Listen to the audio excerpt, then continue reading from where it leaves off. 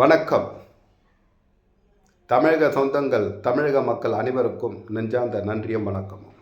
என்ன மக்களே, அனைவரும் நலம்தானே? நானும் நலம், நீங்களும் நலமாக இருக்க ஆண்டவன் ஆசீர்வதிப்பான். நம்மளுடைய தமிழகத்தில் சட்டமன்ற தேர்தல் நடக்க இருக்கிறது. வரிந்து கட்டி கொண்டு ஒவ்வொரு அணியாக கூட்டு சேர்ந்து உங்களுடைய வாக்கை குறிவைத்து அரசியல்வாதிகள் கூட்டு சேர்ந்து கொண்டிருக்கிறார்கள்.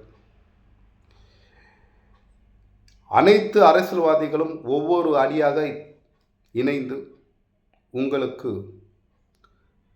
அவர்கள் வாக்குறுதியை எப்படி தந்து கொண்டிருக்கிறார்கள் என்று பாருங்கள்.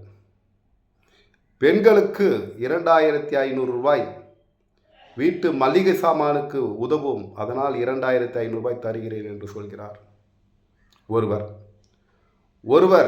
2000 ரூபாய் தருகிறேன், உங்களுக்கு பஸ்ஸை இலவசமாக விடுகிறேன் என்று ஒருவர் சொல்கிறார். ஒருவர் 5000 ரூபாய் தருகிறேன் உங்களுக்கு. இதெல்லாம் எதற்காக? அப்போ நம்மளுடைய சமுதாயத்திலே எந்த ஏழை எளிய மக்களுக்கும் சரியான வேலை வாய்ப்புகள் இல்லை. எல்லோரும் வறுமையில் தான் இருக்கிறாங்கன்னா அரசியல்வாதிகளே ஒத்துக்கிறாங்க. ஆட்சி நிர்வாகம் சரியில்லை என்று அவர்களே ஒத்துக்கொள்கிறார்கள். இலவசங்களை ஏன் வழங்க வேண்டும்? இலவச பஸ்ஸை ஏன் விட வேண்டும்? இலவசங்களை தேவையே இல்லை. மக்கள் எல்லாம் சிந்திக்கணும். இன்றைக்கு அரசியல்வாதிகள் குறிவைப்பது பெண்களை. ஒரு காலகட்டத்தில் அரசியல்வாதிகள் குறிவைத்து பிரச்சாரம் செய்தது சாதி மதத்தை வைத்து ஏழை எளிய மக்களை வைத்து விலைவாசியை வைத்து அரசியல் செய்தார்கள். இன்றைய நிலைமை தலைகீழாக மாறி இலவசம் பெண்களை மையப்படுத்தி பெண்களுக்கு உரிமை கொடுக்கிறோம், பெண்களுக்கு அதிகாரம் கொடுக்கிறோம் என்று பெண்களை ஏமாற்றி வாக்கு பறிக்கும் தந்திரத்தில் இன்றைய அரசியல்வாதிகள் இருக்கிறார்கள். ஏனென்று கேட்டால் பெண்கள் தான் கேள்வி கேட்க மாட்டாங்க. ஆண்கள் எல்லாம் கேள்வி கேட்பார்கள், சிந்திக்கக்கூடியவர்கள். கேள்வி கேட்பதற்கு ஆண்களுக்கு ஏனென்று கேட்டால் ஆண்களை யாரும் பொருட்படுத்தவில்லை. அவர்களுக்கு கொடி பிடிக்க மட்டும்தான் ஆண்கள் தேவை. ஆனால் பெண்களுக்கு அப்படி அல்ல. பெண்களை மையப்படுத்தி இன்றைய அரசியல் நகர்ந்து கொண்டிருக்கிறது. அப்போது பெண்களுக்கு இலவச பஸ், மாதம் 2500 ரூபாய் தருகிறோம் எப்படி என்று சொன்னால், அப்போது நம்மளுடைய கட்டமைப்பு இங்கே தளர்ந்து உள்ளது. தமிழகத்திலே வாழ்ந்து கொண்டிருக்கக்கூடிய ஏழை எளிய மக்களின் வாழ்வாதாரம் எந்த ஆட்சிகள் வந்தாலும் எத்தனை ஆட்சிகள் வந்தாலும் இவர்களுடைய நிலைமை மாறாது என்பது தான் அவர்கள் கொடுக்கும் அறிக்கை சான்றாக இருக்கிறது.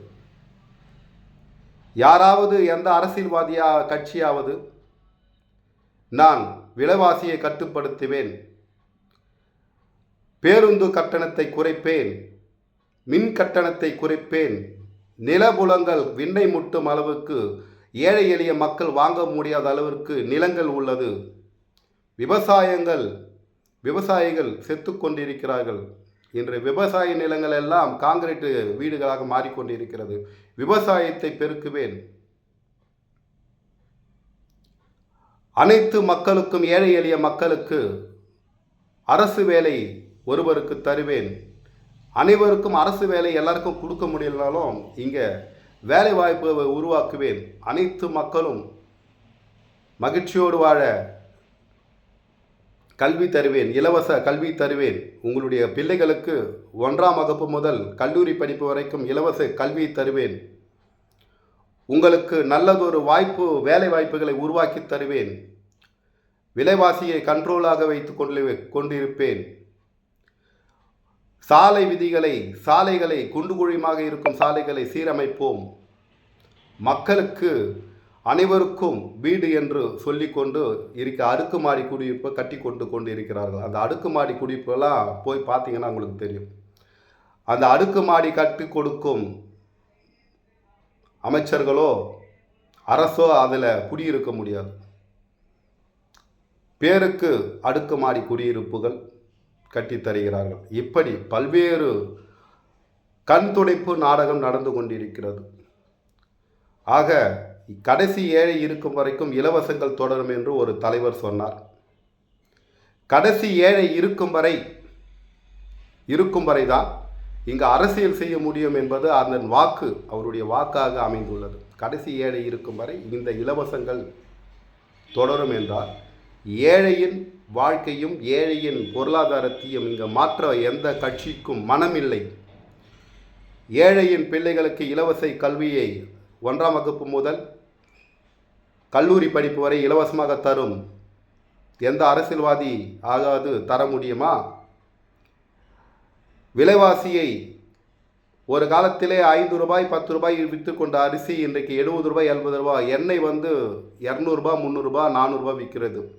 ஒரு நாளைக்கு 1000 ரூபாய் ஒரு நண்பர் சம்பாதித்தால் கூட அந்த 1000 ரூபாய் அந்த அன்பர் குடித்து விட்டு வீட்டுக்கு செல்கிறார். இதெல்லாம் பல்வேறு விஷயங்கள், பல்வேறு பிரச்சனைகள், சொல்ல முடியாத அளவுக்கு இங்கே வேதனைகள் தான் இருக்கிறது, சாதனைகள் இல்லை.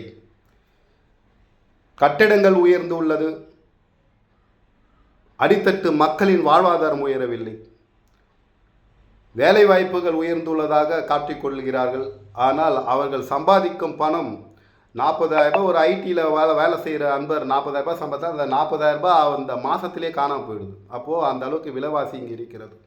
அப்போது எத்தனை கட்டிடங்கள், எத்தனை உயர்வான நிலைகளை கண்துடைப்பாக காட்டிக்கொண்டாலும் மக்களின் பொருளாதாரமும் மக்களின் வாழ்வாதாரமும் இங்கு உயரவில்லை என்பது தான் நிதர்சனமான உண்மை. மக்களை நல்ல சிந்தியுங்கள். இலவசங்களுக்கு முக்கியத்துவம் தராமல் நல்ல ஆட்சியை யார் தருவார்கள் என்று பாருங்கள். இலவசங்களை அறிவிக்காத கட்சிகளுக்கு உங்களுடைய வாக்கை அளியுங்கள். இலவசங்களை யார் தருகிறாரோ அவர்கள் உங்களுக்கு நல்லதை தர முடியுமா? நீங்கள் அவர்களை கேள்வி கேட்க முடியுமா? அல்லது உங்கள் சார்பாக யாராவது கேள்வி கேட்க முடியுமா? இந்த பதிவு போடும் எனக்கும் கூட அவர்கள் இந்த பதிவை பார்த்தா எனக்கும் சர்ச்சையாகத்தான் முடியும் என்பதை தெரிவித்துக்கொண்டு மீண்டும் அடுத்த பதிவிலே சந்திக்கும் வரை உங்களிடம் விடைபெறுகிறேன். நன்றி, வணக்கம். வாழ்க ஸ்ரீராமதேவ்.